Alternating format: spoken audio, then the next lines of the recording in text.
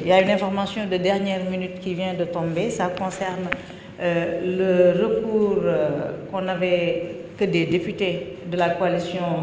Taxawu Sénégal avaient introduit concernant la nouvelle loi sur le Conseil national de régulation des médias CNRM. Le Conseil constitutionnel a délibéré le 7 avril et on peut dire que le législateur a coupé la poire en deux. Le Conseil constitutionnel rejette certaines parties de la loi sur le CNRM et considère que ces mesures sont anticonstitutionnelles. Je vais rapidement vous lire la conclusion du Conseil constitutionnel, qui décrète, article 1er, les tirés 3 et 4 de l'alinéa 4 de l'article 33 et l'alinéa 2 de l'article 31 de la loi adoptée sous le numéro 07-2026 par l'Assemblée nationale en sa séance du 3 mars 2026, séparables du reste du texte, sont contraires à la Constitution. C'est ce qu'on espérait et le législateur a abondé dans le même sens. Ensuite, sous les réserves d'interprétation énoncées je suis à l'article 2, sur les réserves d'interprétation énoncées respectivement aux considérations 15, 24 et 26, l'article 41, la deuxième phrase de l'alinéa 3 de l'article 31, le groupe de mots et à la force publique contenu à l'alinéa 2 de l'article 34 et l'article 42 de la loi adoptée sous le numéro 7-2026 par l'Assemblée nationale en sa séance du 3 mars 2026 ne sont pas contraires à la Constitution. Alors, peut-être qu'on va y revenir un peu plus largement. Mu nekk une information de dernière minute boo xam ne léegi lañu ko jot xam ngeen bi ñu wotee fële ci Assemblée nationale la loi sur le CNRM bi war a remplacer le CNRA. Ñun dañoo demoon seeti ay député bu coalition Takku Wallu Sénégal ngir ñu déposer un recours et les non inscrits ngir ñu déposer un recours en inconstitutionnalité contre cette loi parce que dañoo jàpp ne li ñuy bëgg nañu régulation ànd nañu ci régulation, ce secteur doit être régulé, mais dafa am des dispositions de cette loi qui sont contraires à la Constitution et à la Déclaration universelle des droits de l'homme. Lu ni mel nag Conseil constitutionnel bi nga xam ne délibéré nañu le 7 avril barki démb daanaka topp nañ ñu ci gis-gis boobu ñu amoon. Il y a des dispositions de cette loi qui sont contraires à la Constitution maanaam tënkuwul ci li nga xam ne moom la Constitution wax ci wàllu liberté d'expression, ci wàllu liberté de presse, ci wàllu gestion des médias publics. Li tax nag mu bañ a publier arrêté boobu xam na ne ñun bu ñu ko jotee daañu dem ci chambre administrative bu Cour suprême porter fa plainte wax Cour suprême mu arbitrer comme ni mu arbitrer dinañ ci ñëw tout à l'heure ci problème yu bari yoo xam ne am nañu ko ak ministre bi. Ci wàllu boobu nag décision bi nga xam ne moom moo génn ci suñuy concertation ñu jël ko mooy ne dinañu porter plainte fële nga xam ne moom mooy OFNAC pour détournement de deniers publics. Daañu porter plainte OFNAC ak au niveau des tribunaux dinañu porter plainte contre le ministère de la Communication pour détournement de deniers publics, détournement d'objectifs ak opacité bi nga xam ne moom moo entouré la répartition du FADP pour l'année 2025. Bu ñu déposer plainte boobu dafay ñëw fekk ci recours yu bari yi nga xam ne waa CDEPS intenté woon nañu ko auprès de la chambre administrative de la Cour suprême. Premier recours bi ñu njëkk a def ñu am ci ndam dafa yitteel li nga xam ne moom mooy la plateforme de déclaration des médias. Mu defoon ko décembre 2024 ne woon l'objectif mooy ne moom dafa bëgg a assainir dañoo bëgg a reconnaître les médias et ñoom ñu arrogé wu le droit de dire qui est média ou qui ne l'est pas mu doon publication boo xam ne dafa indi woon ay jafe-jafe yu bare ndax dañoo jëloon ay médias yu bari dàq leen ne ce sont des médias non conformes médias yoo xam ne seen juddu moo jiitu ñoom ba ñuy am bac ñoom ñooñu nekk ci ministère ba bokk na ci médias yoo xam ne dañ leen déclaré woon non conforme ba ñuy juddu boobu ñoom amaguñu bac tekkiwuñu bay liggéey wala mësuñu xalaat ci seen àddina ne ñoom dinañ mës a nekk ci nguur fii nga xam ne moom mooy réewu Sénégal donc loolu mu nekk le premier désaveu bi nga xam ne jot na ko désaveu bi recours bi dinañu ci dellu si parce que ba tey ñoom ñu ngi wéy di référé wu ci plateforme bi alors que Cour suprême daf ko ne carrément plateforme bi elle est illégale donc daf ci waroon a renoncer aussi déjà pour FADP bi dañoo delluwaat ci li nga xam ne moom mooy plateforme boobu daañu si dellu si waat alors beneen désaveu bi nga xam ne ministre bi am na ko par rapport aux initiatives malheureuses incohérentes et cousues de fil blanc yi nga xam ne moom la nekk di jël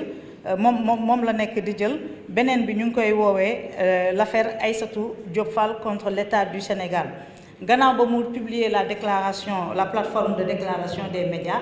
mu am médias yu mu visé bu Aïssatou Diop Fall Public SN ak yeneen yoo xam ne dañ leen visé woon ci deuxième publication bi ñu defoon nga xam ne dañoo réintégré yeneen médias yi comme 7TV Le Quotidien Sen TV ak yeneen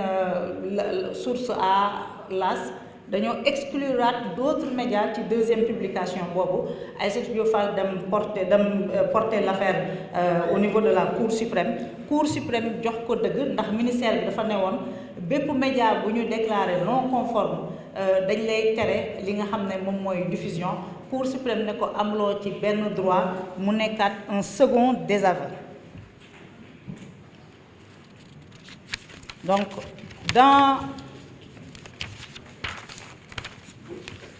dans la mise en œuvre de sa feuille de route nag kilifa ministre bi jàpp ne ba mu démarré 2024 ba tey initiative yu mu jël yépp Cour suprême daf ko désavouer pour abus de pouvoir ak non conformité. Alors moo taxoon ma ne leen sànq dinaa ñëwaat ci FADP bi ministre bi nanguwul en tout cas nanguwul sukkandiku ci li nga xam ne loolu la ko Cour suprême wax malgré que Cour suprême dàq na la plateforme de déclaration des médias bi ñu waree déposer FADP bi ci plateforme boobu la sukkandikuwaat lu ni mel nag nekk lu doy waar ci état boo xam ne moom moo war a njëkk a respecter les règles donc on a un ministre qui viole les règles qui ne reconnaît pas les décisions émises par la Cour suprême. Alors ba tey ci erreur yi nga xam ne mu ngi koy def te mu ngi ci wëy wax naa leen ko sànq pour l'exercice 2025 du FADP alors dafa sukkandiku sur cette loi rejetée par la Cour suprême bokk na ci li nga xam ne moom la ñu nemmeeku violation grave yi nga xam ne moom la ñu nemmeeku ci liggéeyam mooy bi ñuy defar FADP bi dafa am un décret de 2021 boo xam ne moom moo organisé ni ñu ko war a taxawalee procédures yi ñu ci war a def kan moo ci am droit kan moo ci amul droit nan lañ ko war a saytoo donc article 9 bu décret 2021 boobule ministre bi tamit daf ko foulé au pied bu ñu ñëwee ci article 10 bu décret 2021 boobu di régir le FADP ñoom dañoo ne article boobu dafa ne ñi nga xam ne ñoom ñoo am droit ci fonds d'appui bi moom mooy agence de presse sénégalaise l'organe d'autorégulation muy la commission nationale de la carte de la presse wala bokk le CORED les radios associatives ak communautaires journalistes yi ak techniciens de l'information yi nga xam ne dañ leen war a former donc muy subvention boo xam ne dañu koy allouer au CESTI donc ci wàllu boobu moom ministre bi foulant au pied les règles du décret de 2021 daf ci dugal ay organes yoo xam ne ñu ngi nekk ci secteur public bu presse bu Sénégal. Alors agence de presse sénégalaise am na droit bénéficier aussi parce que agence de presse sénégalaise c'est un genre grossiste de l'information là, donc rôle boobu ñu ko jox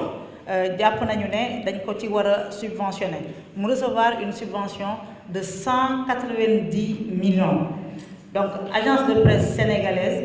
selon l'article 10 du décret de 2021 am na ci droit waaye article 10 boobu waxul ne RTS daf ci war a am droit waxul ne Le Soleil daf ci war a am droit te bépp organe boo xam ne dañ lay financer à travers le budget général de l'État du Sénégal dañ lay financer waruloo ci am droit. Donc on a été très étonnés même et très surpris ñu gis à la RTS mu jox leen 187 millions de francs CFA.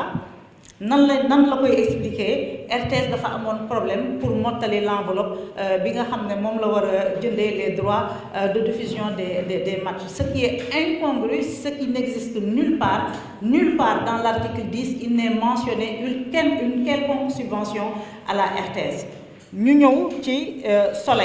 Soleil bi nga xam ne dafa acquérir agence de distribution de presse. ñu ne agence boobu dafa jànkonteel ay problème ñu yëkkatiwaat plus de 190 millions ci xaalisu FADP bi nga xam ne c'est destiné aux entreprises de presse jox ko waa Soleil mu nekk ñaari entité yoo xam ne le décret de 2021 jëlu leen en compte le ministre délibérément moom mooy yëkkati enveloppe boobu jox leen. Donc boo jëlee montant bi ñu alloué Soleil alloué ko APS alloué ko APS Soleil ak RTS c'est presque 42% du montant total du fonds d'appui ci fonds d'appui boo xam ne dañ ko jagleeloon la presse ak les entreprises de presse ak kuréel yi nga xam ne lim naa leen sànq. Donc avec ces montants reçus Le Soleil capte na 29% de la subvention totale, l'APS ak le Soleil ak l'APS alors mu nekk des allocations yoo xam ne prévoiruñ ko woon ci enveloppe bile te tamit ñu war a xoolaat boo defee comparaison entre les montants globaux yi ñu jox par exemple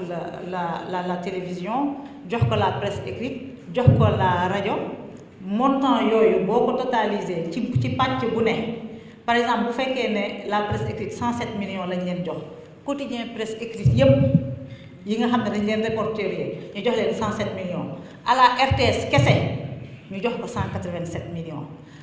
APS kese ñu jox ko 190 millions ba pare tegal ko ci beneen enveloppe 34 millions boo xam ne pour mu assurer li nga xam ne moom mooy location maison de la presse bii ñu nekk dañu ko allouer aussi une subvention de plus d'une vingtaine de millions alors que maison de la presse état moo ko war a jël en charge dans son budget général te it ñun dañuy sàkku ci état du Sénégal mu gën a fulaal lii nga xam ne moom mooy maison de la presse Babacar Touré lii ñun ñëpp suñu patrimoine la suñu moomeel la maison la boo xam ne dañu koy tiitaroo donc yëkkati 29 millions di ko jox maison de la presse loolu néew na warul woon am non seulement warul woon am mais néew na te dafay wone un manque de considération criard de la part du ministère de la communication.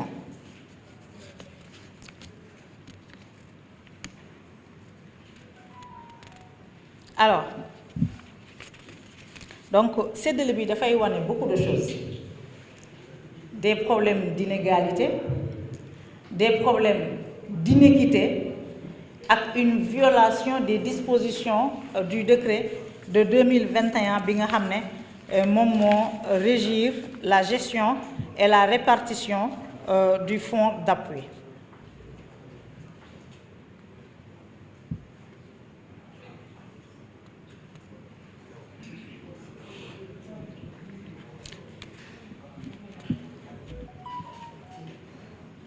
ñu ñëw ci li nga xam ne moom mooy lëndëm ak confusion yi ñu nemmeeku ci anam bi ñu répartir mbir male article 13 bu décret bi nga xam ne moom moo gérer moom moo régir le fonds d'appui ci bi muy énumérer pièces constitutives dossier de demande yi nga war a joxe article boobu dañoo violer les dispositions article 14 bu décret boobule ba tey dafa prévoir ne administrateur bu fonds d'appui bi qui est le directeur de la communication du ministère de la justice Abibou Dia moom bu jotee les demandes dafa war a envoyer aux médias des récépissés de dépôt ça n'a pas été fait. Ça n'a pas été fait parce que Abibou Dia moom moo dem RTS di fa def émission à l'occasion d'une émission mu annoncé ne dinañu tijji la plateforme pour le fonds d'appui 2025 ñuy toog di ko déglu informé wuñu nit ñi ñu toog ba le 25 décembre ci la ñuy doog a communiquer ne on a jusqu'au 27 décembre pour aller déposer ci li nga xam ne moom mooy fonds d'appui bi mu am ñoo xam ne dañoo dem def dépôt numérique mu am ñoo xam ne dañoo dem def dépôt physique boo jëlee ñi nga xam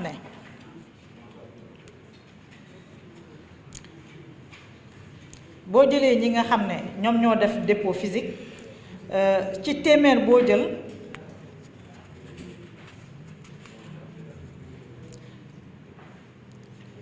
ci téeméer boo jël fanweer ak juróom-benn yi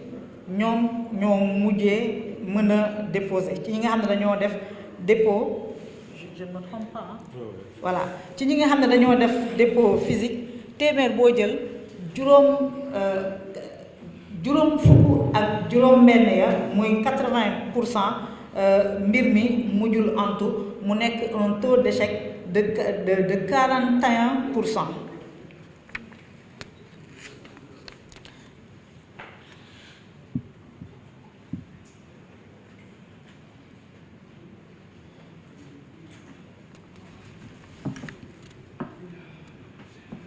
Alors CDEPS ñaan la RTS ñu ngi doog a ñëw lu tax waa RTS ñëwuñu sax man j'ai pas compris démb ñu ngi woon ci conférence de presse bële alors vous êtes là super dama leen doon jëw xamoon ne yéen a ngi foofu RTS télé rajo non rajo da ngeen di ñëw waa télé lay waxal alors lii war a tukkee ci suñu waxtaanu tay bi mooy dinañu ester en justice viser wuñu les médias publics ce sont des confrères qui font du service public et parfois ñun ñii sax ñun ñooy médias privés yi on fait plus du service public parce que nous tous on est délégataires de service public defe naa RTS ëppale wuñu ci dara ci li nga xam ne ñu ngi koy jëriñ ci wàllu service public visé wuñ leen dañuy ñaax état du Sénégal mu gën a jàppale organe yooyu le dañuy ñaax état du Sénégal mu yokk l'enveloppe de la subvention waaye li nga xam ne nag moom la ñuy ñaawlu te mënuñu ko nangu mooy ci fonds d'appui boo xam ne ñoom ils sont pas éligibles à part l'APS ñu yëkkati presque 50% du fonds yëkkati jagleel leen ko li nga xam ne moom mooy la presse privée li mu ci waroon capté wu ko donc lu ni mel dañ jàpp ne détournement d'objectif daf ci am détournement de deniers publics daf ci am parce que conseil de gestion bi nga xam ne moom la ñu wax ci décret 2021 bi moom moo war a saytu lépp lu jëm ci fonds d'appui bi jox ko ci des pouvoirs énormes le ministre la pouvoir consultatif kese la ci am moom mooy présider le conseil de gestion conseil de gestion bi ñoom ñoo war a jël la responsabilité ci procédures yi ci nan la ñuy fixer clé de répartition yi kan moo war a am kan moo warul am war a saytu loolu yëpp ban média ñaata la war a am selon nombre de liggéeykat bi mu am selon yàggaayam selon liggéey bi muy def ci wàllu service public l'information politique économique et sociale conseil de gestion boobule ñun dañ fa am ay représentants appel dafa am représentant ñun à un moment donné on a été obligé de nous retirer démb on n'a pas voulu que le représentant du CDEPS Cheikh Thiam participer ci conférence de presse boobule parce que bëgguñu woon valider li nga xam ne moom mooy confusion yi ministre bi di entretenir anam bi mu violer les lois bëgguñu woon ànd ak moom ci loolu moo tax ñu demander à notre représentant de se retirer. waa appel ils sont membres du conseil de gestion daanaka daal nan lañu mbir bi ni ñu ko defee ministère bi moo tëju ak ay nitam ñu waxtaanee répartition bi nu mu leen neexee jox ku nekk lu leen neex amul benn respecté wul benn règle respecté wul les dispositions du décret ñu ñëw voilà informer le conseil de gestion alors que conseil de gestion bi moom moo war a nekk la charnière centrale moom moo war a def liggéey boobu yëpp lu ni mel moo tax ñu ne dañuy porter plainte li ñu yëkkati jox ko ay organes publics waruñu leen ko jox ñooñu ces organes là sont subventionnés ay problèmes de trésorerie yoo xam ne ces organes là dañu koy am nous ça ne devrait pas nous engager et la presse dite privée ne devrait pas en pâtir et c'est ce que le ministre de la communication loolu la def.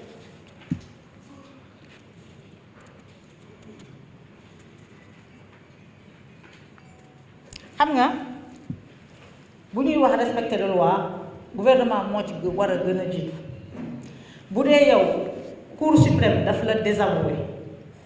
mënuñu comprendre nga nekk un représentant de l'État nga basé sa répartition FADP bi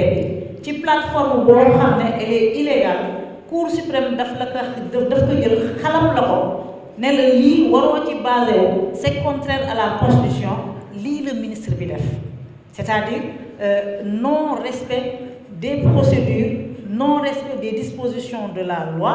et un manque de respect total vis-à-vis des membres de la Cour suprême parce que ay nit ñoo taxaw ñu étudier le recours pour abus de pouvoir mu ne la lii baaxul nga ñëw basé waat fa di entêté wu maintenant moom bu fekkee ne cëralul Cour suprême man jàpp naa ne kii di président de la République cëral na Cour suprême donc war na rappeler le ministre là à l'ordre. Je pense que c'est fini hein? Alors ma préciser benn affaire balaa question bi di ñëw bi ñuy ouvrir dépôt yi on a eu 2 jours ni ñu conditions yi ñu teg corsé nañu ko de sorte à ce que këru liggéeyukaay yi jànkoonteel ak ay jafe-jafe yëpp depuis 2024 mujj ñoo matal li nga xam ne moom mooy seen dossier li tey xel ci mbir mii dafa bari li ci tey xel bari nga je ne vous apprends rien vous avez tous lu la liste vous avez tous lu la clé eu des informations sur les clés de répartition répartition boo xam ne dañu ko def exclure si des médias yoo xam ne waruñu leen si woon exclure muy groupe GFM l'Observateur RFM TFM muy groupe Sen TV des médias Zik FM journal La Tribune muy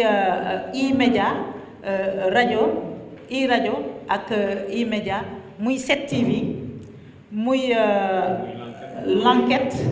muy leeral muy le quotidien muy Sénégal 7 ak yeneen ñoo xam ne ñoom ci biir groupe ci parmi groupe boobu am na ñoo xam ne ils se sont dit c'est pas la peine on ne dépose pas et ils ont eu raison am na ñoo xam ne ils ont déposé jotuñu benn explication jotuñu benn motif d'exclusion leur dossier n'ont pas été pris en compte am na ñoo xam ne nag ñoom sax taxaw nañ ci sama cas et je rappelle que l'information qu'ils ont donnée hier c'est pas une info c'est moi qui ai donné cette information man maa ne aw ma liñ ma laaj pour ay cutis aw ma ko je ne voulais pas déposer c'est Abibou Dia moo ma woo mu ne ma déposer li nga am man moo leen jox information boobu voilà je m'étonne que le ministre ñëw bu ko utiliser comme un argument le ministre li mu def ci li nga xam ne moom mooy suñu secteur boo ko def secteur boobu dina jaaxaan ñun sax dañoo dëgër ñun sax dañoo am le sens du sacrifice ñun sax dañoo bëgg lu ñuy def am passion ci lu ñuy def ba bépp moyen boo xam ne da nga ko utiliser pour galgal ñu pour sonal ñu mbaa pour noppiloo ñu ñun dinañu fexe ba contourner ko situation bii am tey ba nga xam ne beaucoup de médias dañoo nekk dans l'impossibilité de compléter leur dossier. La cause, c'est le ministère de la Communication avec la circulaire adressée au ministère Direction générale du secteur public et parapublic par le Premier ministre Ousmane Sonko au mois de mars 2024. Circulaire boobu mu ci doon wax ne lépp luy convention lépp luy contrat lépp luy jëflante ci wàllu partenariat boo xam ne pàccu nguur gi am nañu ko avec les médias nañu ko dakkal lépp luy paiement bu ñu leen war a def nañu ko dakkal lii moo jur situation bii ñu nekk di jànkonteel l'État du Sénégal ses structures publiques et parapubliques yoral ñu xaalis boo xam ne ce sont des créances dues les tâches ont été exécutées ñu toog bañ ne duñ ñu ko fay ba ñu paree ci première étape boobu ñu lancé Aliou Sall mu ne dafay ñëw di teg plateforme déclaration des médias waxoon nañu ko ne sa lii baaxul Cour suprême wax na ko c'est arrivé un peu plus tard mais au moins la Cour suprême nous a donné raison ba tey waa ji Aliou Sall di continuer ci travail de sap bi nga xam ne mu ngi koy def contre les entreprises de presse ba pare nag di ci viser yeneen entreprise de presse et mu li ci mujjee mooy FADP bi na mu ko defee bu ñu nee ils ont demandé aux impôts à l'IPRES et autres là de nous faire des facilitations man de mon expérience personnelle je dis que c'est faux il n'y a eu aucune facilitation et donc à l'impossible nul n'est tenu on va pas miser le peu qu'on a war koo suturlawoo war koo fonctionner war koo fayee ay salaire ñuy jël di ko dem di joxe parce que dañoo bëgg li nga xam ne moom mooy FADP donc li mu wax démb bari na confusion bari na ay contre-vérité et quand il dit que moom ses portes sont ouvertes je dis que man je le défie et ñi toog fii ñëpp Mamour on a déposé une demande d'audience suite à l'interview du chef de l'État il n'a jamais répondu il n'accepte pas de nous recevoir des membres de la société civile dem nañ fa il n'a pas accepté donc je pense que c'est pas ma prérogative man bu dépendroon ci man on ne va plus le rencontrer maintenant je suis dans une organisation ma voix ne compte pas wala compte pour peu mais on s'inscrit en faux contre les déclarations yi nga xam ne moom def na ko démb na ngeen retenir nag ne dinañu déposer plainte à l'OFNAC auprès des tribunaux contre le ministère de la Communication pour détournement de fonds, détournement d'objectifs et non-respect des procédures et du décret 2021. Merci.